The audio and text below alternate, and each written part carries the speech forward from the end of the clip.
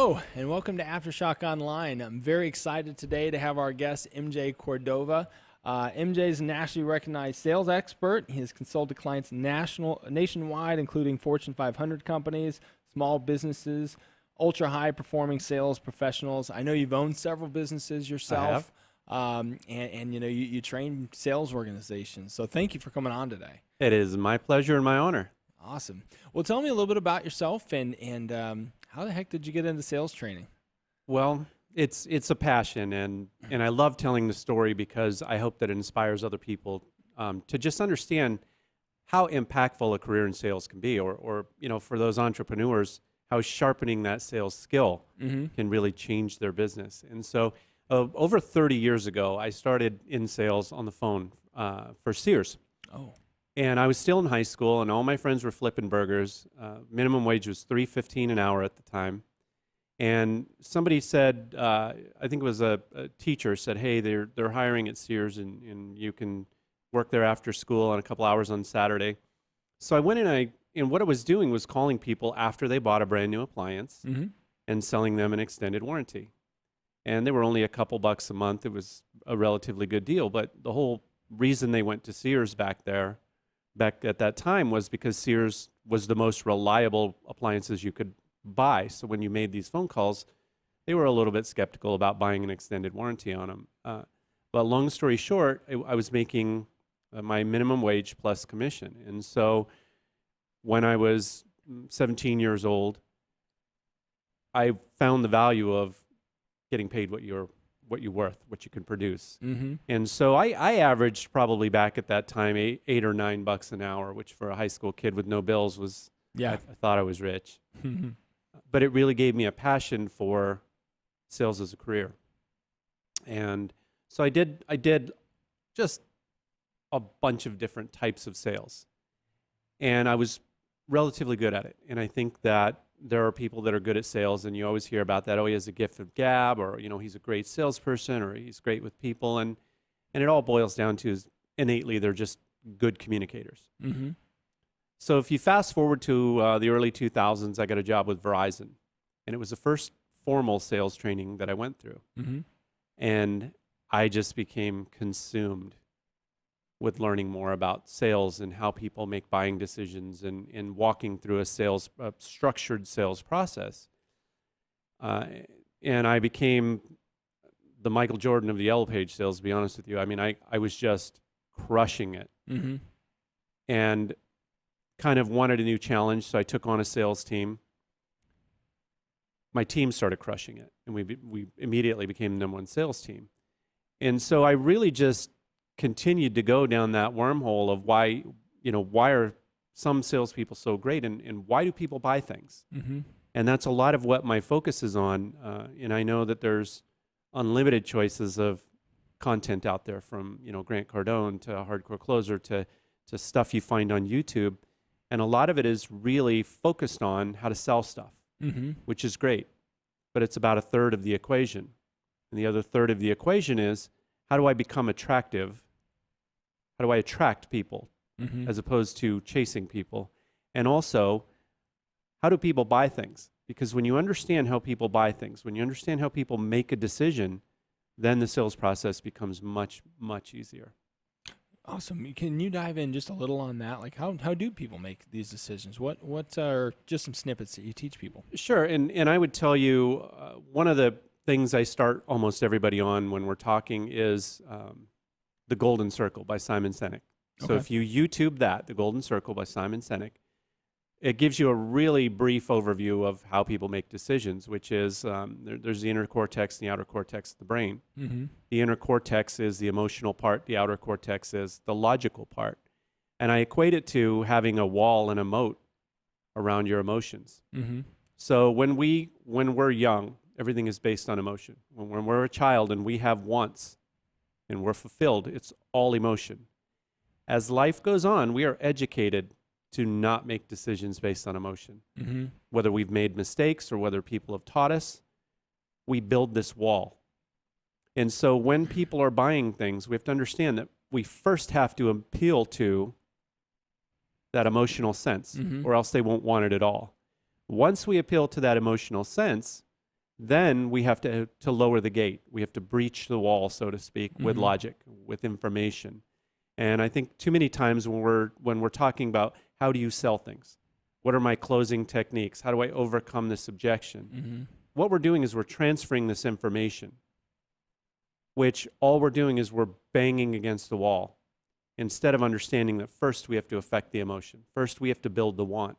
Because if your brain wants something bad enough, if I can build the want in your brain, then the logic, your brain will work with me on Mhm. the logic as opposed to using logic against me. Yeah, it makes sense because if you emotionally want it, you're susceptible then to, okay, how can I make this logic work Correct. to get me to my end result, which is what my emotion wants. That's amazing. So, all right, so you were at Verizon, and then you said Yellow Pages. Right? I was working for the Verizon Yellow Pages. Okay. So at the time, Verizon, everybody knows them from being a cell phone company, but at the time they were the largest phone company, landline company in the world. So I didn't know that. they produced more Yellow Page books than anybody in the world. Okay. After that, I got recruited away to help turn around a Yellow Page company in Arizona. And so using those techniques to kind of give you some perspective, they were doing about $4 million a year in revenue Mm-hmm. with 24 sales reps. And within about a year, we were doing $3.7 million in revenue, a little less, Mm-hmm. but we were doing it with 12 reps. And so the profitability really turned around for them. They sold that company. I moved back to Colorado. Mm-hmm. And that's when I started opening and owning my own businesses. And so I had two very successful small businesses that I grew, obviously because of sales skills. But, Yeah. I'm a very process-oriented person. So put some great processes in place, sold those, and moved back out to Arizona. And then that's when I started doing the sales training, the sales consulting, created my website, the subscription-based website, wrote my book. And so I've just been immersed in it since 2015 and just love every minute of it and just really have a passion for helping people who may not have been exposed to this sort of information or this sort of training because their life could be so much more. I mean, I've been able to see things and travel places and buy things that a kid from my background would have never dreamed of doing. And I did it all because of my ability to create my own income through sales. That's awesome. Well, I want to dive in a little bit on your business owning because that's a leap that a lot of salespeople, and I know some very successful salespeople, a leap they usually can't make is going to be an entrepreneur. Even though they're okay with commissions only, usually as you move up, you've got some pretty high bases as well. But just going out on your own, funding everything, that's a leap you don't see a lot of salespeople make. What made you make that leap? And tell me about starting a business. Well, I'm fiercely independent anyway, Mhm. and candidly, I've always looked at my sales jobs as my own business. I've always looked at my cost. I've always looked at Mm-hmm. what I wanted to get paid per hour, what I thought my time was worth, and so it was a little bit easier of a transition. That being said, salespeople are in a great position because we do have the ability to control our income. Mm-hmm. So if it takes $60,000 a year to pay my bills and raise my family, and I say I want to own a franchise, Mm-hmm. and it costs me $40,000 to open the franchise, well, I have the ability, as quickly as I'm willing to put in the hard work, to raise that $40,000 within the work that I'm already doing. Mm-hmm. So the first part of it was just coming up with the money to start a business, or in one case, I bought a business that was struggling. Mm-hmm. Other than that, like I told you, I'm very structured. And so the other portion that really helped me out was that structure and understanding that all business, not just sales, but all business revolves around processes. Mm-hmm. And if you look at any successful business, they have very strong and very reliable and very predictable processes. And, Marcus Lemonis has made a great TV show based on that. And that's one of the things that he talks about is, the processes that are involved with running something successfully. Were there any particular process you can think of that you had put in place that really, knocked it out of the park to help your profitability? I think just understanding and, I went through a course a long, long time ago, probably in the late 80s, called Mistake Proof Failsafe. Okay. And it was really just looking at any situation and saying, number one, what is the best way to do this? What's the most efficient way to do this? And then documenting that and making sure that it's repeatable. And then secondly, understanding what could go wrong. Because if it can go wrong, it will go wrong at some point. When it goes wrong, what's the quickest way to get back to where we need to be? So when I look at processes, that's really what I'm evaluating is what's the most efficient way to do this? And it could be something as simple as how I owned a very large power washing company. And so we had several large dealerships that sold semi-trucks. And we would wash their lines, and we would detail trucks as they needed to be delivered to new buyers. We would detail trucks that were trade-ins, get them cleaned up and ready to put out on the lots. And so I really had a step-by-step process of how I wanted, the order that I wanted things to do, how long it should take. You know, what happened if there was something that went wrong during the day, how were we going to recover the rest of that day? Because ultimately, the stronger your processes are, the more efficient you are, but also secondly, the happier your customers are. Right. Because things will go wrong. And if you don't have processes in place for contingencies, then what happens is you're reacting and now your customers are unhappy. And so it's sort of this holistic spider web of stuff that if you pull one string, it affects everything else. And I believe it is in sales, I'm very structured, very processed too, but it's all just about building those processes and being intentional. What is the most efficient way to do this?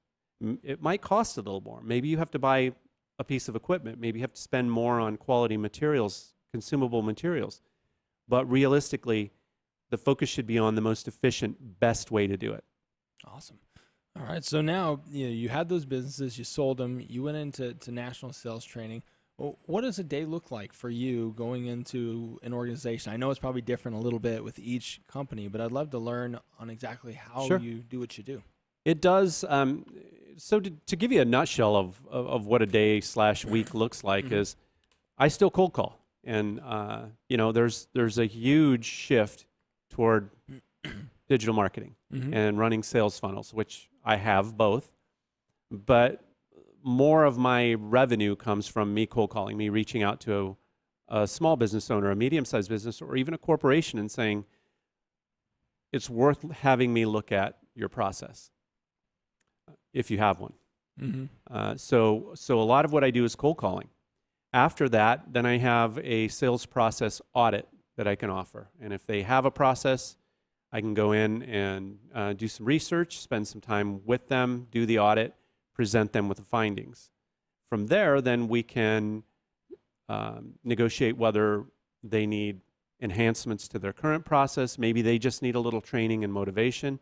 Maybe they have a great training program, and what I do augments that training program. Because what I've found is companies do a fantastic job training their sales reps how to sell their product. Here's how you sell our widget, and here's who our competition is, and here's why we're better. They still leave out that component of how people buy things. And so that portion of my training is still a great add-on for any small business or any company. You know, if you're a small business, you run a carpet cleaning company and you do all your own sales, that's great. If you're going to do marketing, I can help you convert the marketing at a higher percentage. I can help you upsell easier. I can help you get more referrals, because understanding that start to finish the whole sales process and helping people out with that. So most of what I do really is sort of that add-on training to what a company already has established, and just teaching them the how people buy portion of it, a little bit of motivation. I don't think we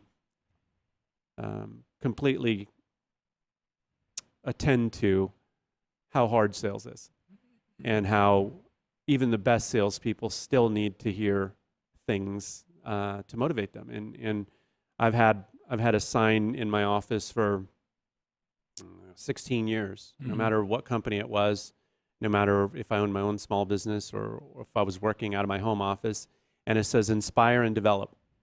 Because truly that is my mission, is to inspire and develop. And for any sales managers that I work with, or a owner of a company or a CEO that wanted to increase sales, I would say that that's our starting point, is how do we inspire and develop?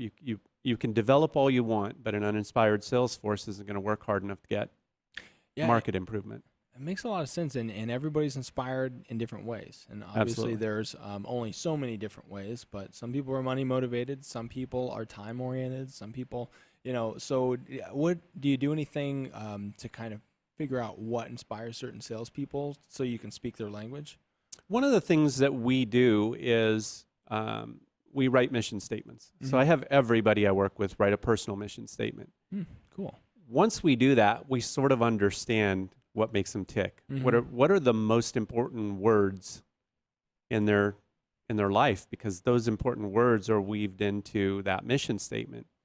The second thing we do after that is we really take a self-inventory and say, if I could wave a magic wand, we all have great strengths and we all have things that we can do better, every single one of us. And if you don't, then look at the four walls around you and look at the car you're driving, because that's where you're going to be forever. That is your reality forever. But if you can take a self-inventory and look at your strengths and look at things you can do better, we identify habits, beliefs that hold you back. Because if you are not where somebody else is, it's because of what you believe. It's not your skill level, it's not your training level, it's not your looks, it's not your height, it's not your gender, it's not your race. It is what you believe. I think I do a great job training people. I will put my content against any content out there, bar none. Now, there are people who are very popular and have millions of followers and take pictures in their jet, and I don't think their content is better than mine. The difference is 10 years ago, they believed something different than I believed 10 years ago, and that set them on a course to put them where they're at today and to put me where I'm at today.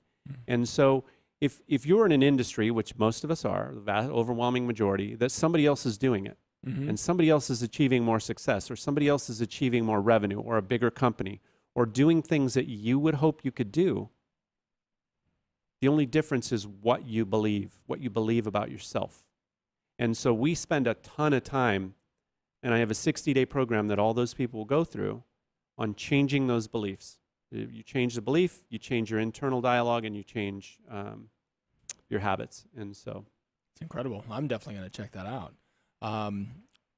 Tell me some success stories. I know you've been doing this a long time. Are there any highlights in your head of companies that you've gone in and really changed? Well, the one was a Yellow Page company, and that was, for a little perspective, that was in 2006 through 2009. So Google had really come into the advertising space, and people were just flocking to Google and pulling money out of print. And so it was a pretty big win to keep that amount of revenue with less people at the time when people were just, they were canceling print altogether just to try, digital marketing in Google, and online directories were huge back then. They've phased out since because Google figured, why do I need a middleman? But so that was one. The power washing company started out, and we doubled sales on that in a little less than a year. Wow. So I bought that company. It was a one-man show, so he was the owner-operator, and sold it. 3 years later, it was 2 crews, and I sold it for a little more than 10 times the price that I bought it for. That's fantastic. I know exactly what you're talking about in 2006, 2008. So I worked for Gannett at that point in time. So Arizona Republic, AZ Central was brand new. And AdWords was like really kind of a new thing. Everything all was CPM based, and that's what AZ Central was supposed to help with the dying sales of the newspaper. And where they kept getting crushed was pay-per-click marketing. You only pay when somebody clicks on your ad. And Google changed everything. I remember because I did a lot of the local community papers in the East Valley, and it was tough. Those were tough sales calls to make because people you couldn't answer questions like, well, why wouldn't I just want to pay for someone that's looking for my product and clicking on it? No, reach and frequency is important. People are still looking at these papers, and that was a tough time. So for you to do that, that's a tremendous success story that I don't even know that people can understand unless you were in it at the time, to keep that kind of revenue with the smaller crew. So Yeah, they were tough times. And, the economy started to turn at that time too. did. So you had less businesses to call on, and people were, first thing they were cutting was advertising budget. So it was, on a scale of telling the story, it's hard to describe how difficult it was to get to that point. Right. And I know that you are big into education. Obviously, you educate people yourself. But are there any books that you would recommend out there to someone in sales or an entrepreneur looking to start a business? Map to Sales by MJ Cordova. Map to Sales by MJ. No, that's great. I think I wrote a good book. I think it's short. It's to the point. It's practical. It's an easy read. I think it's a foundation. When people ask that question, there's a couple of books that I think are also great foundational. Obviously, How to Win Friends and Influence People. It will never, ever, ever not be a great book to read. I love that book. My favorite sales book is The Greatest Salesman in the World by Og Mandino. The OG, yeah. Yeah, the OG. But, there's stuff out there that is a little bit more current. Ryan Stewman has a couple books out. Yeah, Hardcore Closer. The Hardcore Closer that I think are good books. Obviously, Grant Cardone's are good books. I like his older stuff more than his recent stuff. But anything by him is good. Anything by Brian Tracy is good. Yeah. Yeah, all the stuff. We haven't reinvented anything. We're still talking about the same stuff we talked about at the early 1900s when people really started focusing on sales trainings and getting better at it. I think there's relevant stuff. Some of us speak a different language because we were born at a little different time. But the principles behind all those books are really the same. And it really is just about the super, super fundamental sales foundations of find a need. Absolutely. Position your product or service that it solves a problem. And so... Yep. Find a need, fill a need, close. Ask for the business. Yep. One of my sales guys. That's what he always says. And he's an old gym sales guy, managed clubs, and find a need, fill a need, close. Absolutely. But no, this is great, man. I love learning more about what you do and how you're helping customers out there. Do you have any asks of our audience? I'd love to. Your book. Where can they buy that? They can go on Amazon. They can get the ebook is 99 cents and hard copies I think $9 or $10 or something like that. Okay. So good book. I started writing it 15 years ago, and finally this summer got around to the point where I said I'm just going to get it done. So I think it's a good foundation. I'll follow up with something a little bit more specific, probably springtime. Okay. And there's sort of three fundamental principles that the book is built around. And what I want to do is release a very comprehensive book on each one of those principles, because the first book is just an introduction to get you to think about these principles. And you can certainly do research on your own on how to do these things. But I want to really follow that up with three more, one of them very comprehensive on each of the three areas. Makes sense. Well, I'm looking forward to reading your first one, and then definitely go and check that out. If somebody wants to contact you and they want to have you in their organization to help their sales and their processes, where's the best way to go to contact you? Really just my phone at 480-436-1820, but you can reach me through my website, which is www.maptosales.com, and it's MAPTOSELES. But, I'm on LinkedIn. I am on Facebook. I'm on Instagram. So message me in any of those things, and we respond right away. I got a really fantastic team that helps me on the back end with a lot of stuff. So if you don't get a hold of me, one of those guys will reach out to you almost immediately. Fantastic. Well, thanks for coming on the show today, MJ. It was a pleasure to have you. Guys, check out maptosales.com. Check out his book. I'm excited myself. But thanks for tuning in this week. We look forward to seeing you in a couple weeks.